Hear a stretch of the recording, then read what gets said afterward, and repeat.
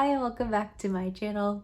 I'm super excited about today's video, not just because I have a lot of great information I'm ready to share, but mostly because I love the population of focus for today's video. We'll be talking about people with autism spectrum disorder, and it's just a group of people that I care deeply for and about. So quick introduction before we hop in for those of you who are new to the channel. My name is Marissa Edwards. I am a board certified music therapist living in Los Angeles. I previously worked as a music and behavioral therapist in LA when I first moved here about 7 years ago. And I worked primarily with elementary age children with autism spectrum disorder. As a music therapist, I am an expert on the way that music affects all peoples, or people of all populations, as they say. And so I now create content just to enable you, the audience, to have access to the information that I learned studying in university, during my internship, working in the field, and then with the research I now have access to, the abundant and ever-growing research about music therapy. For those of you who are unfamiliar with the definition of music therapy, my shorthand definition for you is when a music therapist uses music to help clients reach non-musical goals.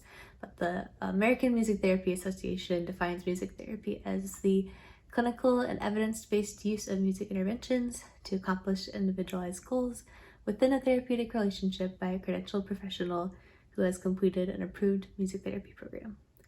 I am a credentialed professional who has completed an approved music therapy program.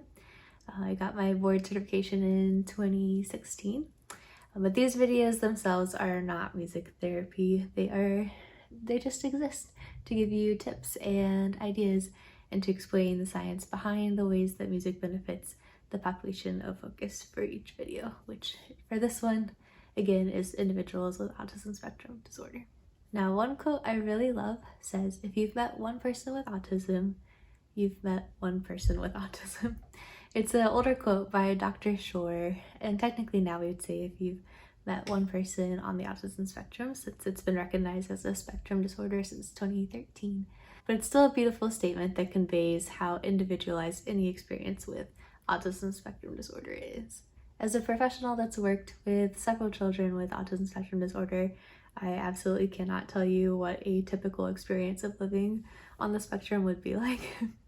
But I can tell you tips and tricks that I've learned, and I can tell you that it is a wonderful experience to get to work with a team of loving parents, caring teachers, and passionate therapists who all want to get to know the individual with autism spectrum disorder and to work together across multiple disciplines and settings to figure out with the client what would make their life more enjoyable, what would make different parts of the day less overwhelming, and what would help them come away from sessions empowered and more capable. As I mentioned in my music therapy definition of helping clients with non-musical goals, the focus of a music therapist is to help a client reach social, emotional, academic, spiritual, physical, any type of goal, but we use music to help them reach the goal. So as we look at different aspects of ASD, autism spectrum disorder, various options of non-musical goals will become apparent, and then I will help you understand the ways that music can be used to help somebody with ASD reach those goals. But first, let's look at the diagnosis of autism spectrum disorder. As you can see from the screenshots I'll put up here on the screen, autism spectrum disorder diagnosis is made up of varying parts and varying levels for each of the necessary categories: social interaction and communication, repetitive restrictive behaviors, and it requires that evidence of the disorder is or was present in childhood. The obvious non-musical goals then for somebody on the spectrum would be related to the severity and the specificity of these social and behavioral challenges that they face.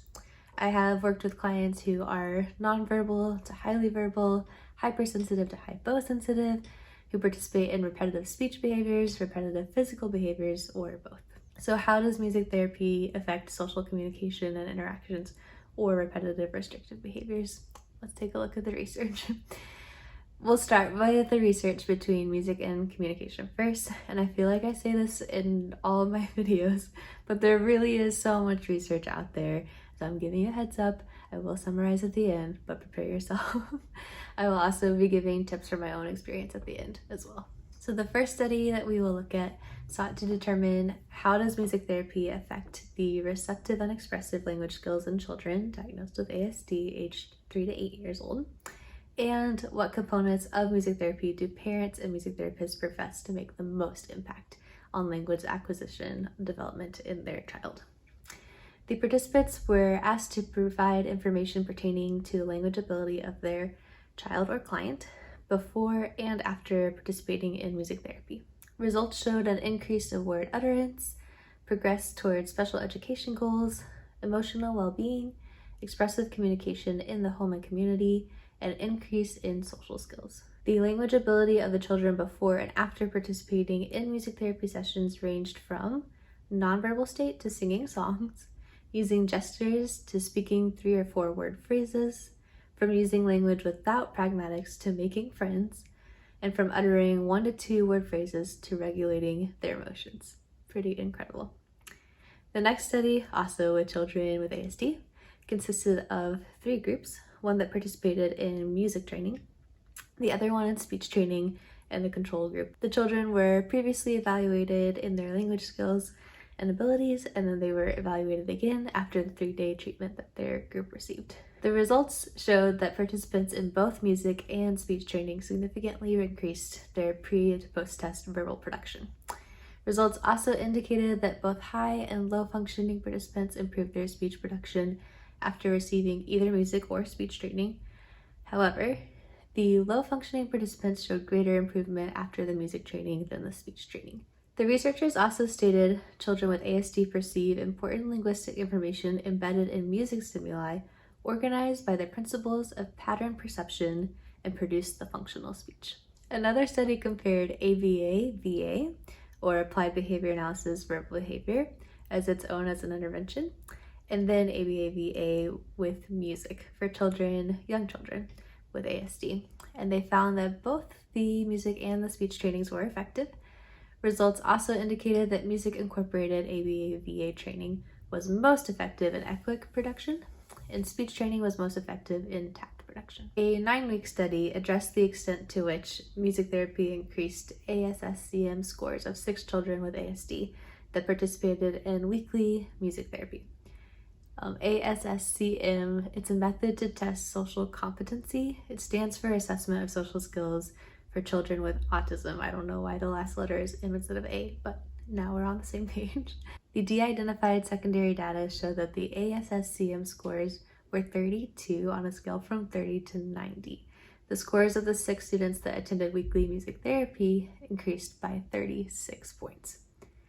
Another study examined the short-term effect of brief music therapy sessions, daily sessions over 1 week, for autistic children. Music therapy was superior to the placebo therapy with respect to verbal and gestural communicative skills. One study reminded me of sessions where the client and their family and I would go to a nearby park or playground, and I would address the client's social goals by facilitating play with other children at the park and the client. For example, Ring Around the Rosie with younger children in the playground. Likewise, the aim of this music therapy intervention was to improve peer interactions and meaningful play on the playground for 4 boys with autism by adding an outdoor music center and using original songs composed for each participant. And the results indicate that the musical adaptation for the playground itself did not improve social interactions of the children with autism significantly, but it facilitated their play and involvement with peers by attraction to the sound and the opportunity to use the instruments. The song interventions produced desirable peer interaction outcomes, and the collaborative consulted approach enabled teachers to implement interventions successfully in ongoing playground routines. In addition, peer-mediated strategies increased peer interactions and meaningful play on the playground. As a parent or a caregiver to a child with ASD, you might enjoy facilitating play at the park with your own child and whoever shows up at the park that day as a way to help your child learn and to practice various social skills. Incorporating music is a really good way to make the activity even more desirable to the other children around, and using familiar songs that your child recognizes will increase your child's level of ease while they navigate these new friendships or experiences. One final study I wanted to review for this category compared music sessions to play sessions for children with ASD to evaluate nonverbal communication as well as joint attention behaviors, which means two or more people paying attention to the same thing at the same time. The researchers found that the overall results indicated that improvisational music therapy was more effective at facilitating joint attention behaviors and nonverbal social communication skills than children in play. Session analysis showed significantly more and lengthier events of eye contact and turn-taking in improvisational music therapy than play sessions. And that brings us to studies about behaviors. This article explains, in some cases, ASD children are resistant to communication itself. Common symptoms of autism are the areas concerning difficulties in communication, which can lead to feelings of frustration and communication. Children may manifest these with loud behavioral responses. ASD children becoming frightened or upset by the communication of others can withdraw, but they can also lash out verbally or behaviorally. To express their behavior, some individuals diagnosed with autism manifest their wants and their desires through behaviors rather than words. One study about behaviors sought to determine the effects of using music and non-music interventions on social, responsive, and avoidant behaviors of preschool children with autism. And they found that the music intervention was more effective than the non-music intervention in increasing all three social response behaviors in 2 phases of the trial. Furthermore, no avoidant behaviors were observed during the music condition. The next study examined the effects of improvisational music therapy by again comparing the results to a control group that participated in play sessions. The music group was found to produce markedly more and longer events of joy, emotional synchronicity, and initiation of engagement behaviors in the children than toy play sessions. In response to the therapist's interpersonal demands, compliant or positive responses were observed more in the music therapy than in the toy play sessions, and no responses were twice as frequent in the toy play sessions than in music therapy. Another study about joint attention behaviors was designed to evaluate the effects of complex music and simple music on children with ASD. The researchers found a statistically significant interaction between music modality and functioning level. Therefore, the effect of simple versus complex music was dependent on functioning level. Specifically, simple music condition was more effective in eliciting responses to joint attention for children diagnosed with severe ASD, whereas complex music condition was more effective in eliciting responses to joint attention for children diagnosed with mild to moderate ASD. So, simple music for severe, complex music for mild to moderate. The last study I wanted to review about behaviors was a year-long study with young adults with severe ASD diagnoses. The aim of the study was to investigate whether a musical training program based on interactive music therapy sessions could enhance the behavioral profile and the musical skills of the young adults in the study. At the end of the 52-week training period, significant improvements were found on the CGI, or the Clinical Global Impression, and the BPRS, or the Brief Psychiatric Rating Scales. Similarly, the patient's musical skills significantly increased as compared to the baseline ratings. These are some good results. The last thought on the topic I wanted to share with you is a quote from an article that says, "Individuals who are placed in a calmer state by music are less likely to engage in hostile behavior." And as you can see, the author has several studies to back up that statement. And that brings us to the conversation of stress and autism spectrum disorder. In 2015, 53 adults were asked to complete a perceived stress scale. About half of the adults were ASD adults, and they reported significantly higher subjective stress and poorer ability to cope with stress in everyday life. As I shared earlier on social media, I have been so blessed to observe and to take part of many moments where I got to use music to help children and young adults with ASD navigate different stressful situations and to see or to feel the tension leaving their body as the music took effect. Whether or not you're on the spectrum, I'm sure you've noticed many times where music helped relieve stress and tension in your life, because I know I have. Obviously, with the power that music has, it can be used either for emotional regulation or dysregulation, which is why it's so beneficial to have studied music in my university years. A systematic review of the effects of music on emotional regulation shows us that there are certain music characteristics and experiences that produce desired and undesired neural activation patterns implicated in emotion regulation. The desired activation patterns occurred when listening to preferred and familiar music, when singing, and in musicians when improvising. Undesired activation patterns arose when introducing complexity, dissonance, and unexpected musical events. For this reason, I would ultimately recommend music therapy sessions for anybody with ASD, specifically with this diagnosis and the likelihood of hyper or hyposensitive response to music. Having an expert in the field is so useful. This article states, given the hearing problems of ASD children, music therapy must draw upon music that is appropriate in volume in terms of neither activating hypersensitivity nor being below the threshold of hearing for ASD children. And again, I have 2 quotes for you here that are backed up by other studies. First, music can reduce the negative behavior through the mechanisms of stress reduction and mood control. And there are several empirical studies that have provided proof for the existence of a positive relationship between music therapy and the easing of ASD symptoms. So to summarize, I wanted to share 2 articles that show us a variety of effects that music therapy can have on people with ASD. First, we have this quote saying, 5 proven benefits of music therapy literature are: music provides an engaging stimulus, music assists in emotional regulation, music assists in stress reduction, music reduces negative behaviors, and music improves attentional skills. And secondly, music was superior to placebo therapy or standard care with respect to the primary outcomes of social interaction within the therapy context, generalized social interaction outside the therapy context, nonverbal communicative skills within the therapy context, verbal communicative skills, initiating behavior, and social emotional reciprocity. Music therapy was also superior to the placebo therapy or standard care in secondary outcome areas, including social adaptation, joy, and quality of parent-child relationships. None of these included studies reported any adverse effects.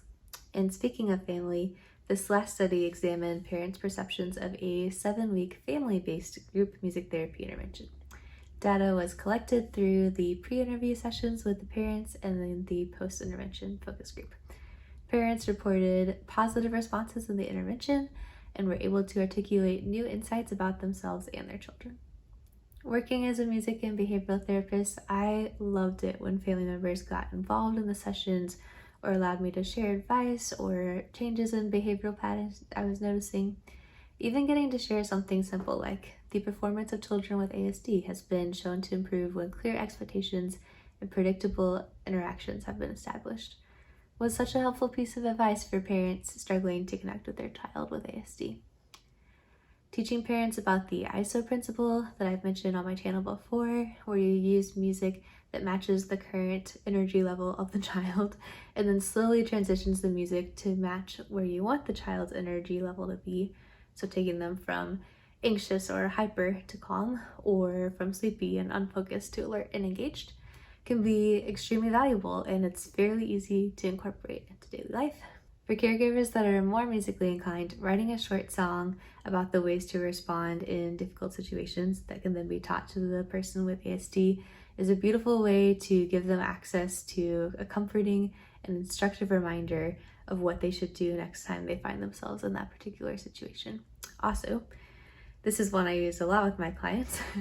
After finding out which song or instrument the client has a strong affinity for, I could offer singing the song together or time playing the instrument as a reward for reaching a certain goal, even if it's something as simple as finishing a page of English homework and then getting 5 minutes to hit a paddle drum as hard as they would like.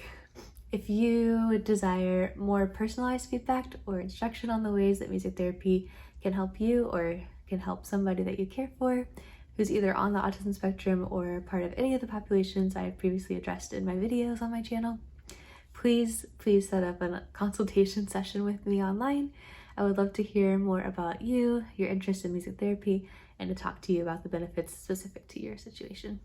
If you enjoyed this video, be sure to like and subscribe, leave a comment if you learned something new, and as always, thanks for enjoying Music with Mar.